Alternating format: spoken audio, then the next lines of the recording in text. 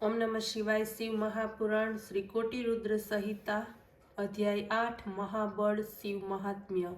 सुतजी बोलिया, हे ऋषिओ, हवे हूँ पश्चिम दिशाना सदाशिवना पार्थिव लिंगનું વર્ણન કરું છું। કપિલા નામની એક નગરી છે, એમાં કાલ સમેશ્વર નામનું શિવલિંગ છે। એના દર્શનથી સર્વ પાપોનો નાશ થાય છે। પશ્ચિમ સમુદ્રની તરફ એક સર્વ કામનાઓને પૂર્ણ કરનાર સિદ્ધેશ્વર નામનું પાર્થિવ લિંગ પ્રસિદ્ધ છે અને ત્યાં અનેક તીર્થ વિદ્યમાન છે। સમુદ્રના કિનારે ગોકર્ણ નામનું ક્ષેત્ર પણ છે।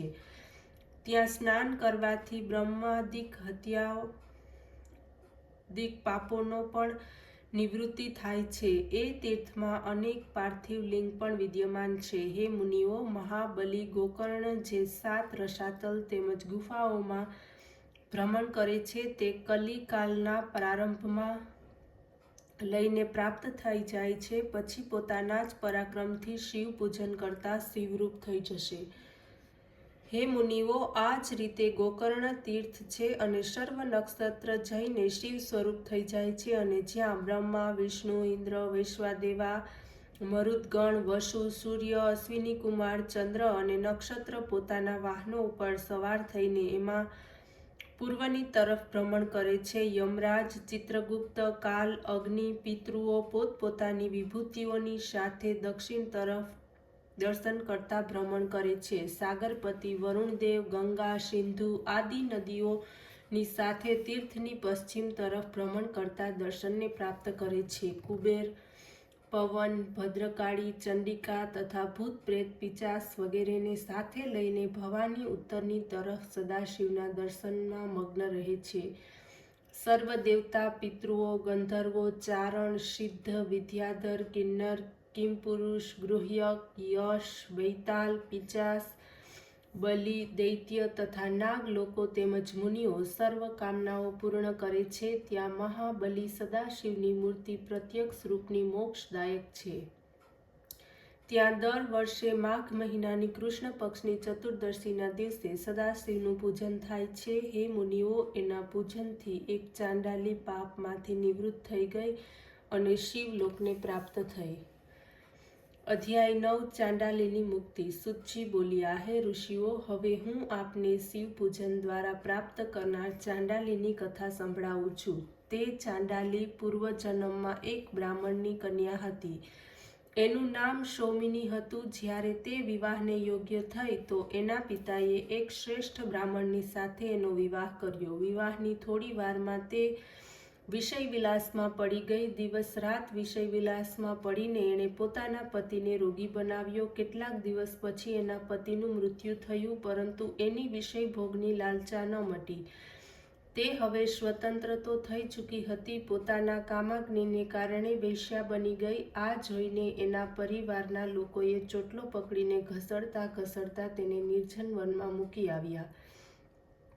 તે એ વનમાં ફરવા લાગી। આ પ્રમાણે ફરતા ફરતા એક દિવસ કોઈ એક શૂદ્રના દરવાજે તે પહોંચી ગઈ। શૂદ્ર એ યુવતીને જોઈ ત્યાં તે કામાસક્ત થઈ ગયો। એ યુવતીએ બીજું તો શું જોઈતું હતું, શૂદ્રની અર્ધાંગિની બનીને તે ત્યાં જ રહેવા લાગી। શૂદ્રની સાથે માંસ, મધ વગેરે અભક્ષ્ય વસ્તુઓ ખાઈ પીને દિવસ રાત વિષય ભોગવવા લાગી। એને એક છોકરી પણ જન્મી।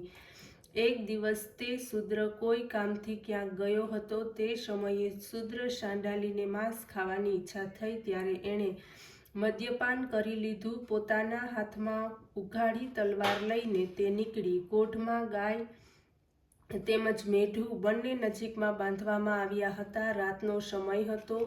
એ બરાબર હોશમાં ન હતી। ભૂલમાં તેણે મેઢુના સ્થાને વાછરડાને કાપી નાખ્યો। પછી ઘરમાં ઉંચકી લાવી ત્યારે તેને ખબર પડી કે પોતે વાછરડાની હત્યા કરી છે। પશ્ચાતાપ પણ થયો, પરંતુ માંસ ખાવાની લાલસા અને ભૂખ એને એકદમ સતાવી રહી હતી। આગળ પાછળનો વિચાર કર્યા વગર તે તો એને શેકીને આરોગી ગઈ। સમય આવતા એનો મૃત્યુ સમય આવ્યો। યમદૂતો બાંધીને યમપુરી લઈ ચાલ્યા। યમરાજે એને ગૌ હત્યારી સમજીને નરકની અનેક યાતનાઓ આપી। એ પછી એનો કોઈ શૂદ્ર ચાંડાલને ત્યાં જન્મ થયો. એ ચાંડાલીને ભયંકર કોઢનો રોગ થયો. તે આંધળી થઈને જન્મી. કોઢને લીધે તેની પાસે કોઈ આવતું ન હતું. ભૂખ તરસથી પીડાતી તે ભટકવા લાગી. એક દિવસ તેણે કેટલાક યાત્રીઓને જોયા. એમની પાસે માગવા માટે ચાલી. એ સમયે યાત્રીઓ અંદર સદાશિવના દર્શનની બાબતમાં વિચાર કરતા હતા કે માઘ વદ 14ના દિવસે શિવના અવશ્ય દર્શન કરવા જોઈએ. હવે ત્યાં જઈને દર્શન કરીશું. આ સાંભળીને ચાંડાલીએ પોતાના મનમાં નિશ્ચય કર્યો કે હું પણ ત્યાં પહોંચીને સદાશિવના અવશ્ય દર્શન કરીશ.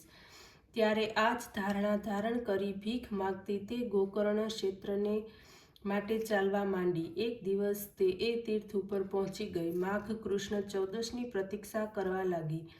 જ્યારે માત્ર એક જ દિવસ બાકી હતો ત્યારે તે દિવસે ભૂખી તરસી કોઈ વાણિયાના દરવાજે પહોંચી. એ સમયે વાણિયાના હાથમાં બિલ્વપત્રના માંજર હતા. જ્યાં એણે ભિખારણનો અવાજ સાંભળ્યો ત્યાં જ એણે એની જોડીમાંથી માંજર નાખી દીધી. બિચારી ભૂખી ભિખારણે દુઃખી થઈને તે માંજર દૂર ફેંકી દીધી. તે મંજરી પૃથ્વી ઉપર તો ન પડી પરંતુ તે સીધી મહાબળ સદાશિવના લિંગ પર જઈને પડી. આ ચાંડાલીએ 14ના રાત્રિમાં યાત્રાળુ પાસે વારંવાર માંગવા છતાં દેવયોગથી ક્યાંય પણ ભોજન મેળવ્યું નહીં. આ રીતે ચતુર્દશીમાં અજ્ઞાનપણામાં નિરાહાર પવિત્ર વ્રત તેનાથી થઈ ગયું તથા પરમાનંદને આપવાવાળું જાગરણ થયું. પ્રાતઃકાળે તે સ્ત્રી અત્યંત શોકથી વ્યાકુળ તથા દુઃખી થઈ ધીરે ધીરે પોતાના ઘરમાંથી બહાર નીકળીને ભૂખને કારણે રાતભર જાગતા એનાથી જાગરણ થઈ ગયું. ત્યારે સદાશિવે એના ઉપર પ્રસન્ન થયા. એને આત્મશાંતિ પ્રાપ્ત થઈ. શિવની ઈચ્છાથી એ દિવસે એનું મૃત્યુ થઈ ગયું. શિવ કૃપાથી એને કોઈ વિમાન આવ્યું. એમાં બેસીને તે શિવલોકમાં ચાલી ગઈ. હે ઋષિઓ, અજ્ઞાનતા અથવા ભૂલથી સદાશિવનું કોઈ પણ રીતે પૂજન દર્શન થાય તો એના ઉપર આશુતોષ શિવજી પ્રસન્ન થાય છે. શ્રદ્ધા ભાવ ભક્તિથી કોઈ પણ મનુષ્ય મહાબળ શિવનું પૂજન અર્ચન કરે તો તેને મોક્ષની પ્રાપ્તિ થાય છે. ઓમ નમઃ શિવાય.